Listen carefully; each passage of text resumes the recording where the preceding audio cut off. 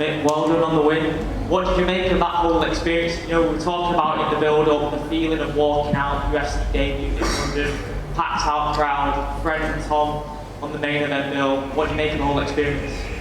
Oh, it was amazing. I didn't feel overwhelmed. It felt like I belonged there, if that makes sense. But walking out was amazing. Everybody cheering for us. Like, look, took it all in. Everybody this week's told us, like, take it in and enjoy it. It's easy to let it pass you by and it just become like a memory. But I felt like I took it in, I enjoyed it, it felt good. Like Bruce Buffer calling me in, I just enjoyed every moment. I haven't watched the fight back yet, so I'll have to watch it back before I talk about that too much, but I feel like I definitely could have done a little better. Yeah, like you mentioned, you look really comfortable in there. And there was never a moment that you looked in trouble, and you know, towards the end of the third round, you were exchanging, like, going toe-to-toe towards the end of it. Do you feel like you've embraced that a bit more early in the fight, or do you just want to warm up in there, get your confidence up, and just breeze through it? Because that's what it looked like, you were just breezing through it in there. It's heavyweight MMA, so I don't take too many big shots early. I feel like I'm a lot fitter than most heavyweights, so I'm getting out the first round is probably key to me winning a lot of times. I felt he did slow down, but I didn't do enough to finish him really. I think my coach was saying it was tight, so I knew it was tight going to third. He was like, just think, I'm not too sure, just think it might be 1-2 there, it's really tight.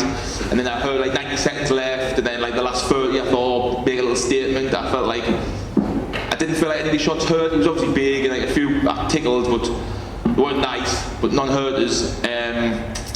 I felt good. I thought he'd try and wrestle more, potentially kick more. I feel like I would have finished him with the leg kicks, but obviously he was switched on to switch stance. I think I hurt his front leg as well. I think I took a lot away of his movement. I heard his coach shouting for like a blast double. I knew he had a good blast double, but I knew he was a fast guy, but to be honest, I felt faster than him in there. I felt like good, I did.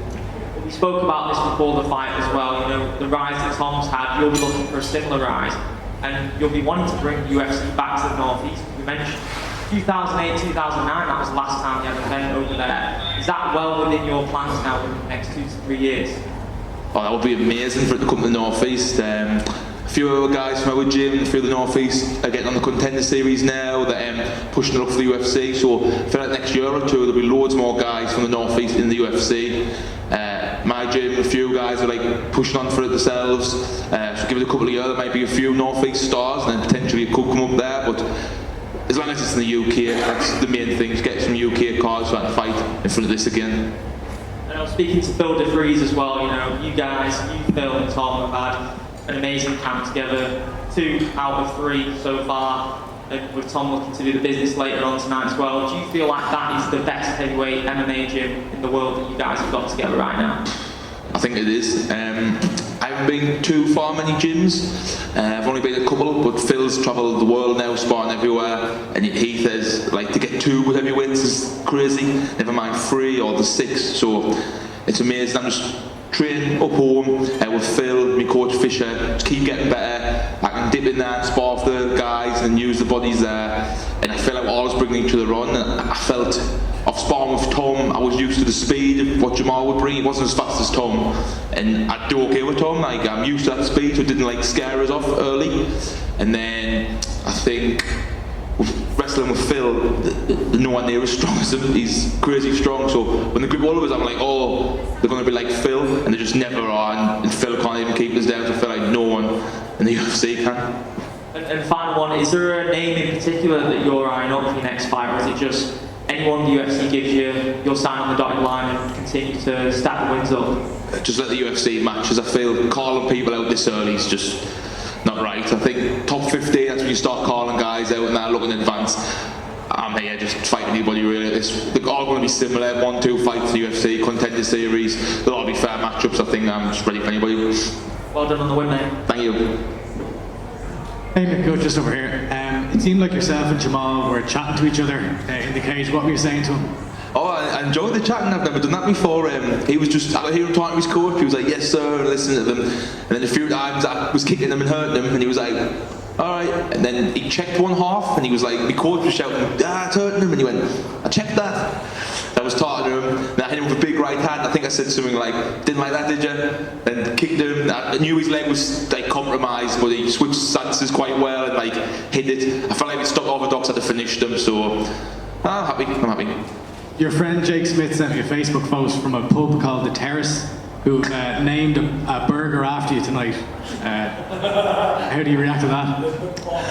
The support's been crazy from Sunderland, you know. It's like, it's only a small place, and like, forget how many people, like, how cool this is for people. I'm just thinking fighting, you know. I've just wanted to do it, but people absolutely love it. So no place I used to work, they put the fight on, they did loads of like meal deals for it, and they made like a giant burger that I'll have to try next week when I get home, but it looked good.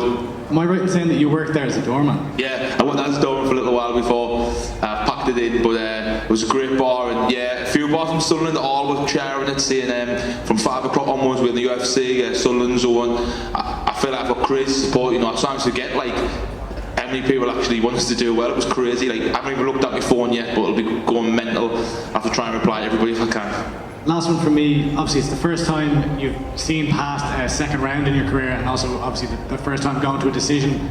Going from a UK regional show to the UFC, was there any nerves there, or like how do you reflect on the fact that you went to a decision? Was there any disappointment that you didn't get to finish?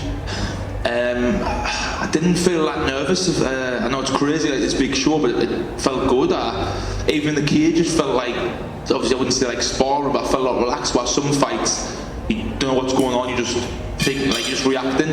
That felt in there. I was picking me shots, I was thinking about what I was doing. I definitely think, I haven't watched it back yet, but I definitely think there might be a finish there. I hit him with a big shot, then I would maybe look for the second shot, then he would counter. When I countered, I felt like I could have finished him, but then he stopped leading. I just need to work on a few things when they do cover up, because I'm beating them striking. They're going to probably look at the wrestlers, and I need to draw out their counters. So there's a few things to work on, but I'll watch it back. But I'm actually happy to do 3 rounds as well, because I'm always in my head, people think like, oh, what happens if I'm knackered in the 3rd round, what happens if I'm so tired, but I felt good in that, you know. I definitely could have pushed it a little harder, get the 3 rounds out. I feel like I am fit to the most heavyweights, I just need to remember that. Thank you. I've just done him. A few days ago I was in Canary Wharf and I got to witness Phil de Vries catching a live pigeon with his hands. How important is that 5-week camaraderie for you to be able to kind of just chill out and not take things too not seriously, but to be able to unwind a bit? It's amazing. Having Phil round, he's hilarious. He just does crazy stuff like that all the time. He could have his own show and he would follow you about it, honestly. Me and my coach love winding him up. He does not take a joke well either, but he's a great guy, you know, and like, look at his reactions to catch a pigeon. He moved like a lightweight to catch that pigeon. We're pushing for him his next fight to release doves before he fights. Yeah, that's class. That's class. Congratulations, man. Thank you, man. Congratulations, Mick, tonight. Fantastic performance. Your debut as well. Did your training camp differ, knowing that you're in this big occasion at the London O2? I wouldn't say it differed too much. I always train pretty hard. The only thing that happens different is I spar a little harder. I'm always there twice a day, every day, trying to get a little better. We've got Big Phil, we mentioned, the pigeon catcher. He like trains at my gym all the time, so I've got Phil like 5 days a week, 6 days a week. Then in sparring we'll go and help Tom, or if he's got a fight we'll go help him. Just there's loads of heavy guys, they're not big guys. We've got a couple of our players, maybe 4, but it's good to have like a few, so we can just dip in and out. I feel like we're helping each other get better. My coach up here has got a few different things, I try and help them out with them, show me a few nice things. I just feel like as long as I keep getting better, the sky's the limit. Yeah, I love that. And I love that you say that, you know, you're on your own in the cage, but you keep saying we and your team and your fans, you're constantly talking about other people. And Tom, how much of an inspiration is Tom and the fans around you spurring you on in that cage? Oh, Tom's amazing, you know. He's just, well, he doesn't know how good he is, but like to spar with him, to get rounds in and like start doing a little bit better with him every time, like as opposed to going out the first time and just like, well, he's so fast, and then like clicking onto it, like getting my own stuff off and then doing a little better every now and then. It's been amazing, but the fans was crazy, that was amazing, but I keep going back to Phil, but my coach Andrew Fisher as well. Without them two I wouldn't be here. Love that. And also, last one for me, your composure is like second to none, because even now you seem so composed and relaxed. What's your advice on us to keep this composed?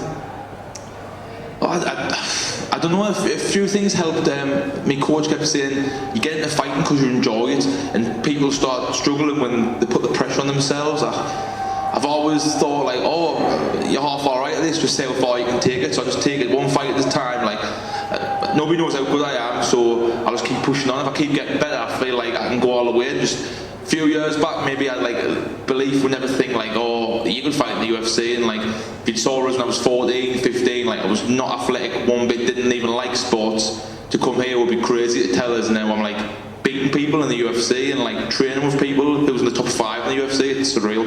I love that. I love that sport has changed your life, and now you deserve that burger next week. So Thank enjoy you. that. Thank you.